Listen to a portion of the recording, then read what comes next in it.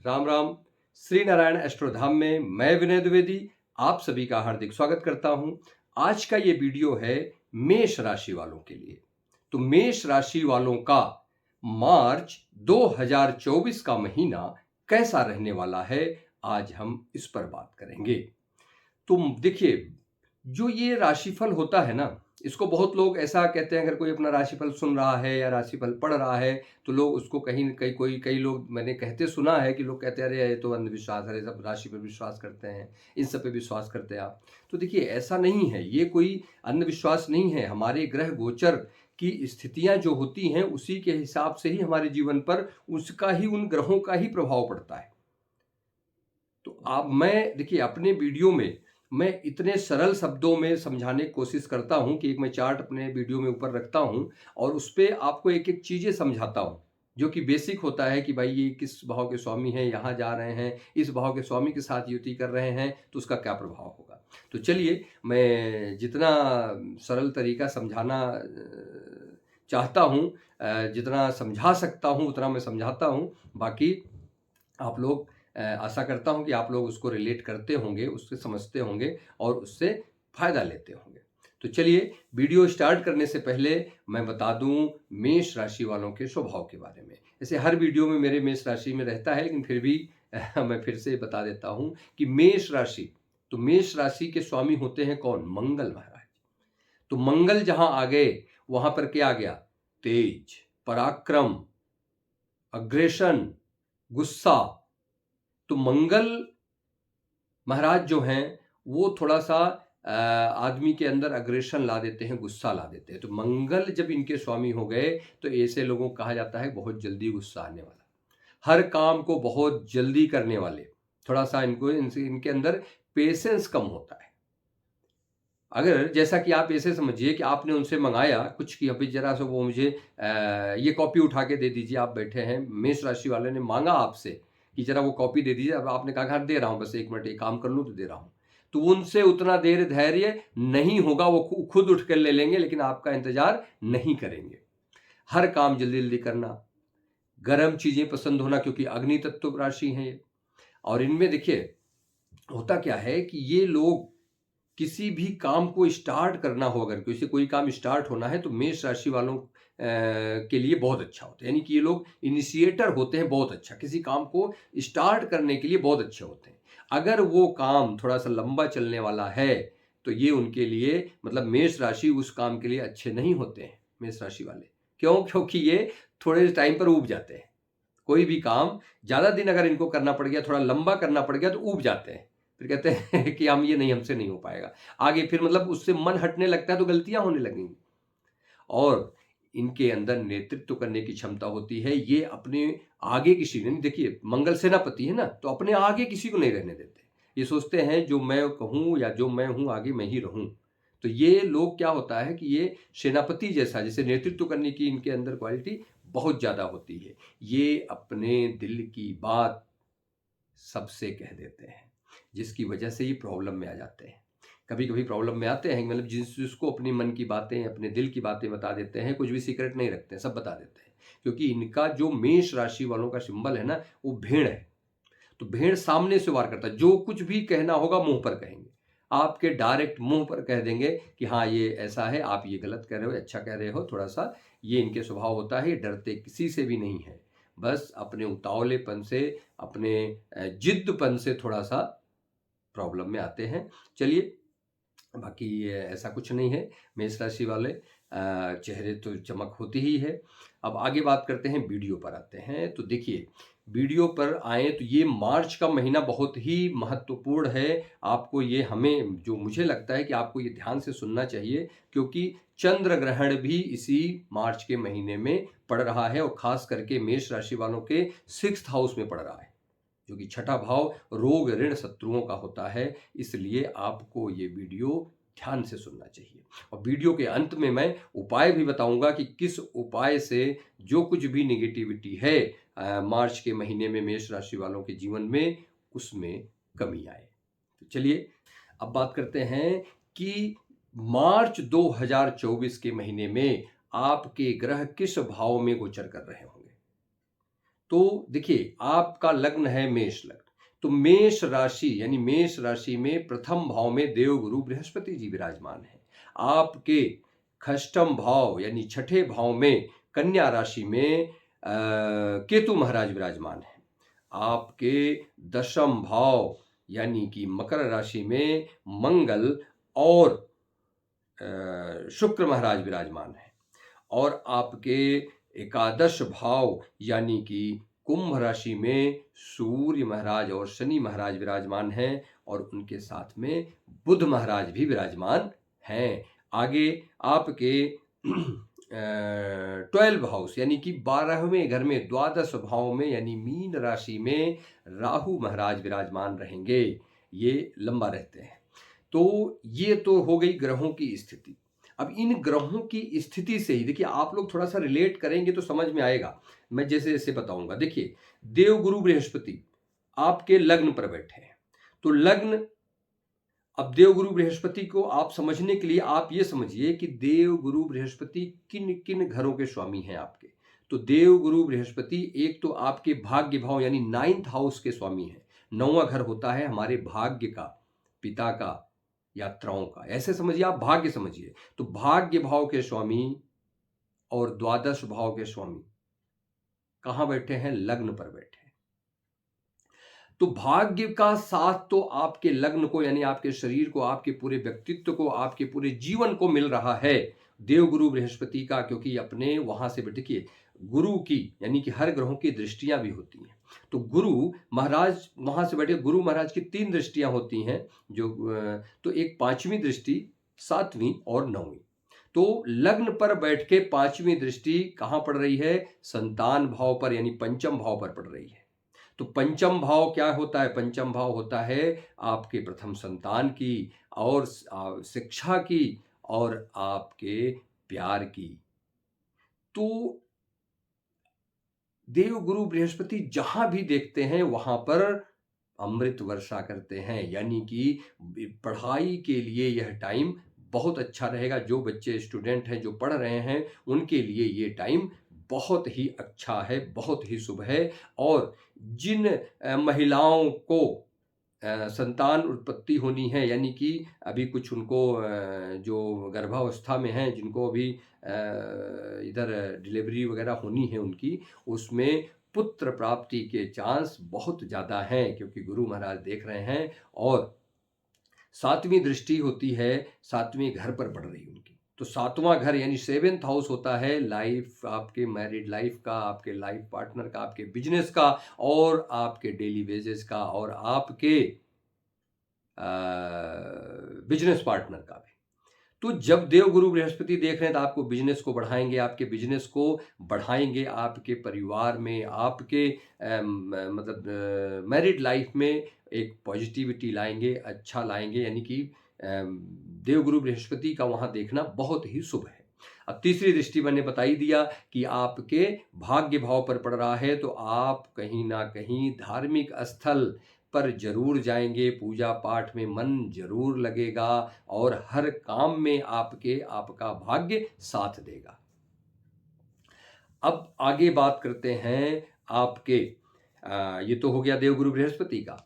अब देखिए 7 तारीख को, अभी 7 तारीख को बुध महाराज, जो सबसे पहले यही राशि परिवर्तन होगा। देखिए अभी तो ये स्थिति है जो कि मार्च में रहेंगी, इसमें सब ग्रह अपने राशि को परिवर्तन भी करेंगे, आगे गोचर करके आगे जाएंगे। तो देखिए सबसे पहले 7 तारीख को बुध महाराज करेंगे। तो बुध महाराज आपके एकादश भाव से निकलकर द्वादश भाव में चले जाएंगे, मीन राशि में चले जाएंगे।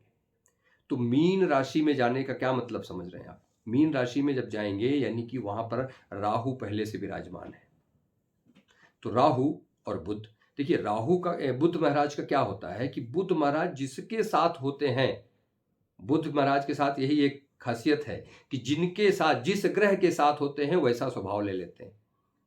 तो बुध महाराज कहीं ना कहीं स्टूडेंट्स के भी कारक हैं, आपकी बुद्धि के कारक हैं, बिजनेस सेंस के कारक हैं। तो राहु के साथ जब उनकी युति होगी, और आपके छठे भाव के स्वामी हैं और तीसरे भाव के स्वामी, तो जब उनकी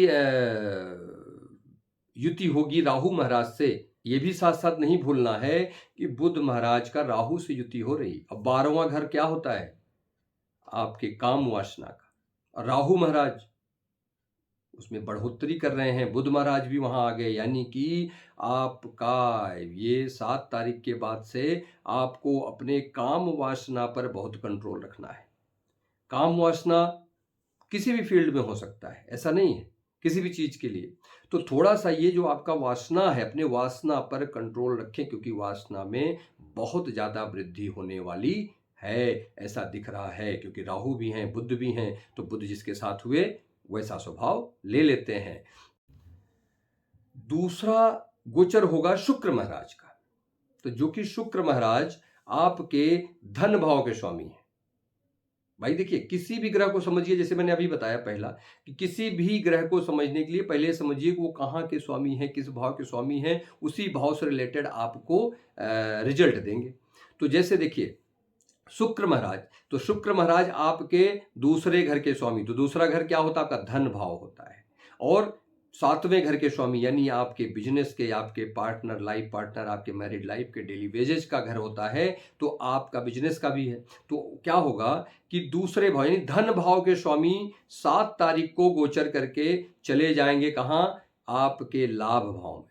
मैं हर वीडियो में बताता हूं कि जब भी लाभ घर के स्वामी यानी कि लाभेश यानी लाभ भाव के स्वामी शनि महाराज आपके लाभ भाव में कुंभ राशि है, तो कुंभ राशि के स्वामी शनि, और शनि वहीं विराजमान है, यानी कि लाभेश के साथ युति हो रही किसकी? धनेश की। यानी धन भाव के स्वामी, जो दूसरा घर है आपका धन भाव, तो धन भाव के स्वामी यानी कि धनेश शुक्र महाराज किसके साथ युति बनाएंगे? शनि महाराज के साथ, जो कि आपके लाभ भाव के स्वामी हैं और अपने मूल त्रिकोण राशि में विराजमान हैं। तो लाभेश और धनेश की युति बन रही। और एक चीज अच्छी बात कि जो लाभेश हैं उनके परम मित्र हैं शुक्र महाराज, यानी कि लाभेश के परम मित्र धनेश। तो ये देखिए, आपके लिए ये युति इतनी ज्यादा इंपॉर्टेंट है, यानी मेष राशि वालों ये समझ लीजिए कि मार्च का महीना आपको पैसे कमाने के लिए, आय के स्रोत बनने के लिए, आपकी इच्छाओं की पूर्ति के लिए बहुत अच्छा समय है। बस आपको एफर्ट करना है, घर बैठे नहीं आएगा कि आप बैठे हो आपको पैसा मिलता रहे, आपके लाभ हो। देखिए वहां सूर्य महाराज भी विराजमान है, यानी कि सूर्य आपके लक्ष्मी स्थान के स्वामी है, पंचम स्थान लक्ष्मी स्थान कहा जाता है।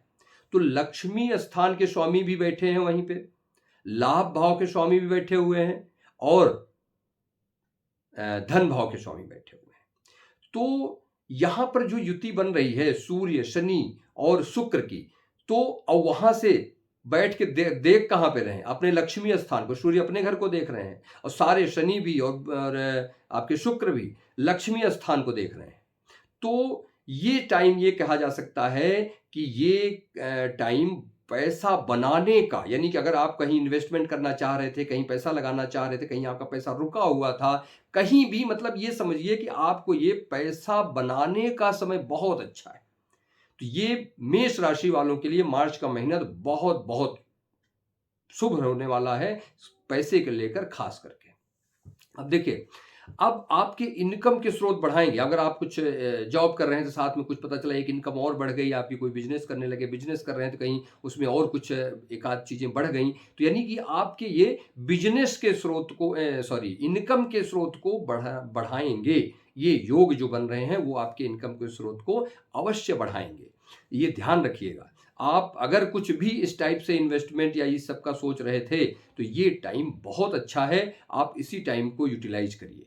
चलिए अब देखिए, बुध महाराज को मैंने बताया था 12 हाउस में गए हैं, तो 12वां घर विदेश का भी होता है, और बुध महाराज कहीं ना कहीं स्टूडेंट के कारक हैं। और जब सूर्य महाराज यानी कि सूर्य महाराज 14 तारीख को चले जाएंगे मीन राशि में, तो मीन राशि तो है मित्र का घर उनके, बट अपने से अष्टम जाएंगे। किसी भी ग्रह का अपने से अष्टम जाना अच्छा नहीं होता है। तो शुक्र महाराज अपने से जब अष्टम जाएंगे तो प्रॉब्लम्स देंगे। कहां से रिलेटेड प्रॉब्लम देंगे? जिस घर के वो स्वामी हैं। तो किस घर के स्वामी हैं? 5वें घर के स्वामी हैं। तो पंचम भाव आपके संतान का होता है, आप शिक्षा का होता है, आपकी पढ़ाई का होता है, प्यार मोहब्बत का होता है।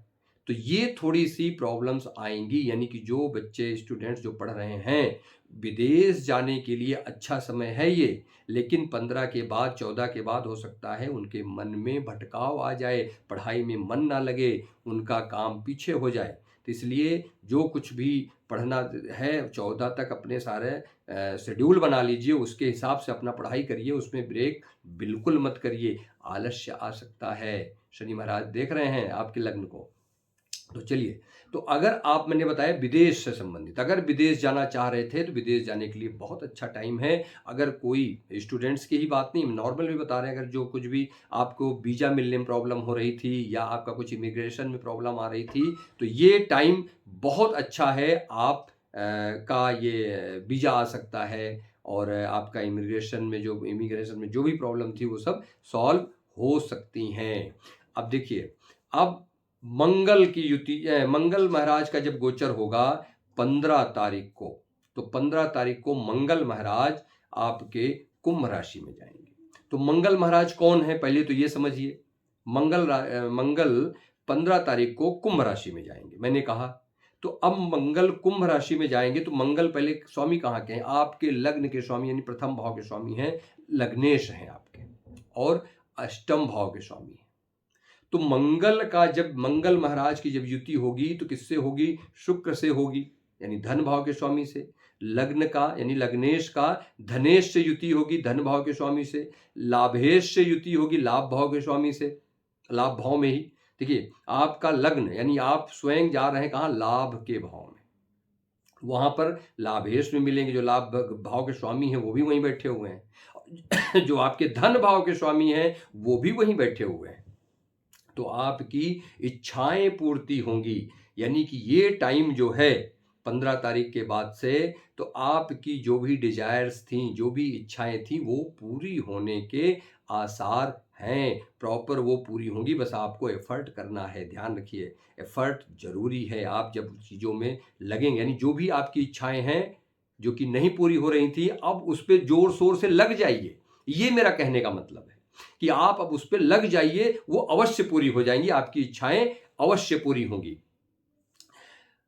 अब मंगल बताया मैंने आपके लग्न है और अष्टम भाव के भी स्वामी है। तो अष्टम भाव क्या होता है, अटकना, कोई चीज जो अटका हुआ होता है काम, यानी कि मंगल जब धनेश और लाभेश के साथ युति बनाएंगे तो आपके अटके काम, जो कुछ भी काम अटके हुए थे वो अवश्य पूरे होंगे। शुक्र क्या है, इच्छा है, डिजायर है, और 11वां घर क्या होता है, इच्छा पूर्ति का होता है।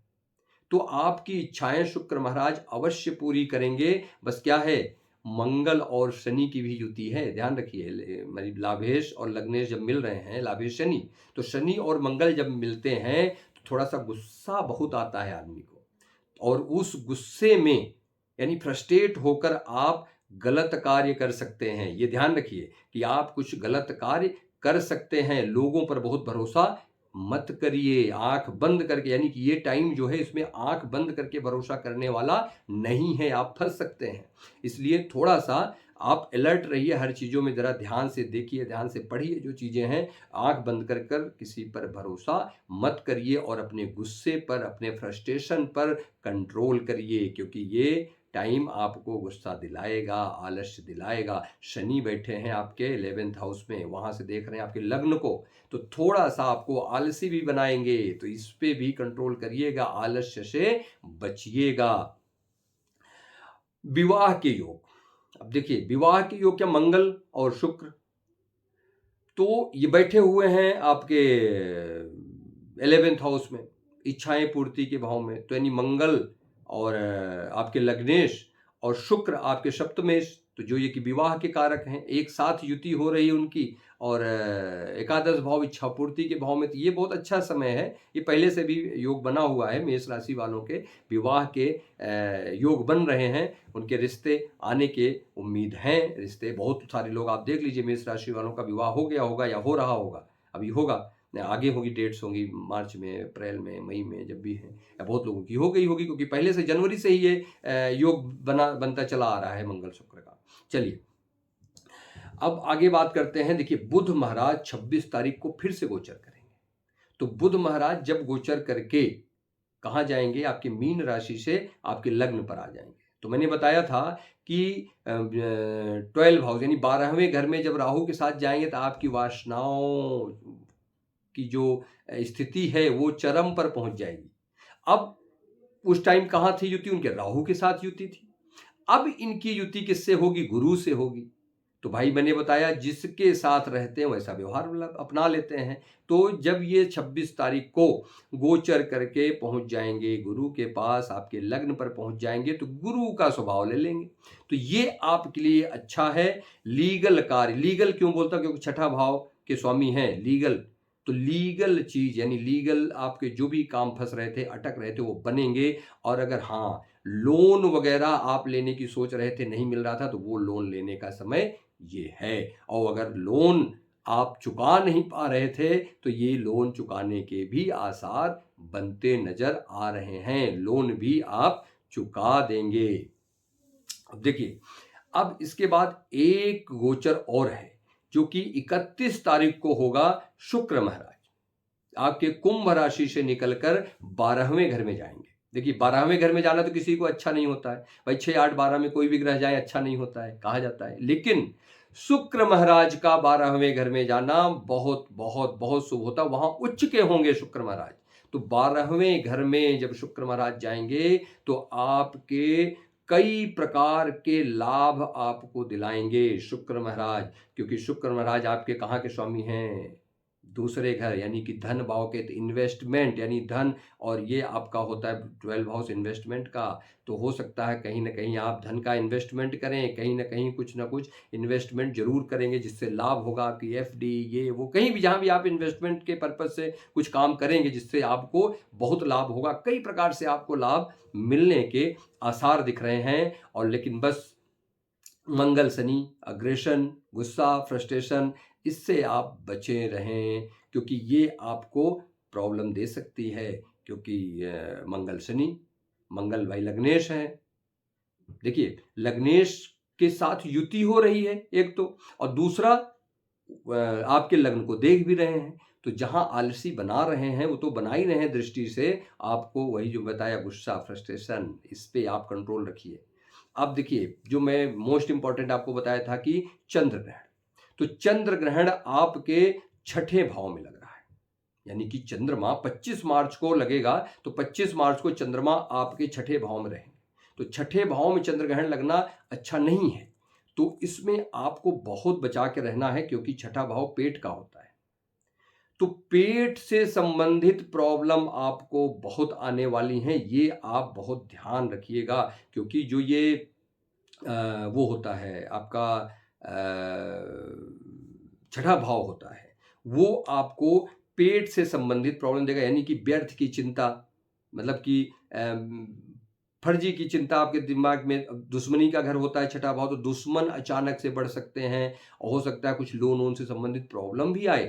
क्योंकि भाई वहां पे रोग, ऋण, शत्रु, 3 चीजें होता है। तो एक तो रोग, वो भी खास करके पेट के रोग परेशान करेंगे, दुश्मन परेशान करेंगे आपको, कुछ इन्फेक्शन वगैरह हो सकती है, दुश्मन हावी होंगे, मैंने बोला ही। तो ये थोड़ा सा आप बाहर के खाने से खास करके बचिएगा, क्योंकि 25 मार्च को जो ग्रहण है वो खास करके आपके पेट को ज़्यादा प्रभावित करेगा। ये आप इसको समझ लीजिएगा, कुछ इन्फेक्शन वगैरह होने के चांस हैं। अब आप देखिए, अब इसमें और ओवरऑल क्या क्या आपको बीमारियां परेशान कर सकती हैं, ध्यान रखिए। कुछ हार्मोनल डिजीज हो सकती हैं, हार्मोन से संबंधित कुछ प्रॉब्लम आ सकती है। अगर आपको बीपी की प्रॉब्लम है सॉरी, डायबिटीज की प्रॉब्लम है, तो वो बढ़ने के आसार हैं, वो बढ़ सकते हैं, परेशान कर सकते हैं। खास करके डाइजेशन की प्रॉब्लम आपको बहुत परेशान करेगी। इसीलिए कहता हूं अपने डाइट को कंट्रोल करिए, उसको जरा रूटीन में लाइए। बाहर का खाना तो हमारे कहने से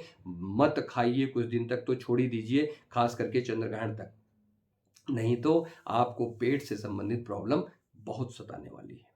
चलिए अब देखिए आपके इसमें कैरियर भाव के भी बारे में मैं बताया नहीं आपको। कैरियर भाव जो आपका है दशम भाव, वो अभी उसमें मंगल और शुक्र विराजमान हैं। मंगल उच्च के हैं अभी, जो तो मंगल जो 14 तारीख तो इसको 15 तारीख को जब शिफ्ट होंगे उसके पहले यानी 15 मार्च तक तो आपके दशम भाव में रहेंगे ना, और शुक्र महाराज 7 को चले जाएंगे। तो 7 तारीख तक, 7 मार्च तक, मैंने पिछली वीडियो में ही बताया होगा कि शुक्र महाराज जब भी आपके कर्म से क्षेत्र यानी कि जब भी अर्थ त्रिकोण में आते हैं या आपके दशम भाव को देखते हैं, कर्म से संबंधित जब चीज़ों में आ जाते हैं ना, तो क्या होता है कि ऑफिस पॉलिटिक्स बहुत होती है। तो दशम भाव में आपके शुक्र महाराज बैठे हैं तो थोड़ा सा ऑफिस पॉलिटिक्स देंगे। मंगल उच्च के बैठे हुए हैं आपके लग्नेश, आपके कर्म भाव पे, तो आपका काम यानी आपका पराक्रम बहुत बढ़ा होगा, आपके वर्क क्षेत्र में, आपके कार्य में बहुत बढ़ा चढ़ा होगा, और प्रमोशन के योग भी आपके बन रहे हैं, ये ध्यान रखिएगा। क्योंकि आपके शुक्र महाराज इच्छा पूर्ति यानी शुक्र महाराज 7वां भाव रिकग्निशन, आपके शुक्र महाराज आपके एकादश भाव में इच्छा पूर्ति, अपने मित्र के घर में मित्र के साथ शनि महाराज के साथ विराजमान रहेंगे। तो ये सब चीज़ें आपको होंगी, बस ध्यान रखिएगा, थोड़ा सा ऑफिस पॉलिटिक्स से बचिएगा, अग्रेशन से बचिएगा, गुस्से से बचिएगा, और किसी टाइप के देखिए फ्रस्ट्रेशन में मैंने बताया कुछ गलत कार्य कर सकते हैं, इसलिए फ्रस्ट्रेशन से खास कर आप बचिए, क्योंकि इसमें आपके कार्य गलत होने के संभावना है। चलिए अब बात करते हैं उपाय की। तो उपाय की अगर हम बात करें तो देखिए आपके स्वामी मंगल है। एक उपाय तो पहले सब समझ लीजिए, मेन चीज आप ये समझ लीजिए कि ये पूरा संवत्सर ही शनि महाराज का यानी 2024 ही शनि महाराज का है। तो आप तो एक अपना शनि मंत्र कोई भी, ओम शं शनिश्चराय नमः, कोई भी अब डेली शाम में 108 बार यानी कि एक माला जप करने की आदत डाल लीजिए, इससे कहीं कोई नुकसान नहीं है। आपके कर्म भाव के स्वामी हैं, ये ध्यान रखिएगा, आपके कर्म भाव के अब लाभ भाव के स्वामी हैं शनि महाराज। तो आप शनि महाराज को जब प्रसन्न रखेंगे ना, तो जब कर्म सही तो सब सही, लाभ सही सब सही। तो भाई कर्म, आपके कर्म ही गड़बड़ हैं, तो यानी काम ही नहीं कर पा रहे हैं, तो आप कैसे आपका आगे का काम चलेगा। तो इसलिए जो 11वां भाव है आपका इच्छाएं पूर्ति का, तो जब इच्छाएं पूर्ति आपकी होंगी, जब शनि महाराज कराएंगे तो आप होता जाएगा भाई, सब कुछ आपको, सारी सुख सुविधाएं मिलेंगी, सब कुछ होता जाएगा।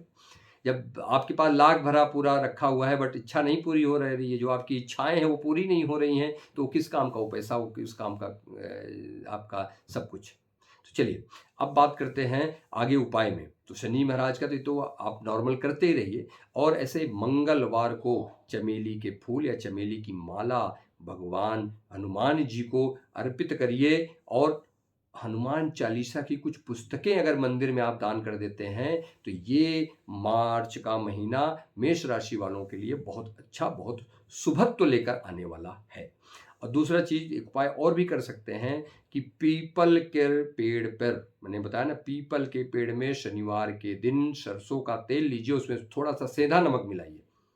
शनिवार के दिन पीपल के पेड़ के नीचे सरसों के तेल का एक दिया जलाइए, उसमें थोड़ा सा सेंधा नमक मिलाइए और 2 बार शनि चालीसा का पाठ करिए वहीं पर खड़े होकर। शनि महाराज अवश्य कल्याण करेंगे, और इसी सब उपायों से आपके मार्च के महीने में जो कुछ भी निगेटिविटी है, जो कुछ भी थोड़ी बहुत कमियां रह जाएंगी, यानी जो मैंने बताया आलस्य, फ्रस्ट्रेशन और ये सब आपको हो सकती हैं, वासनाओं में आपके वृद्धि हो रही है, उस सब पर कंट्रोल जरूर होगा।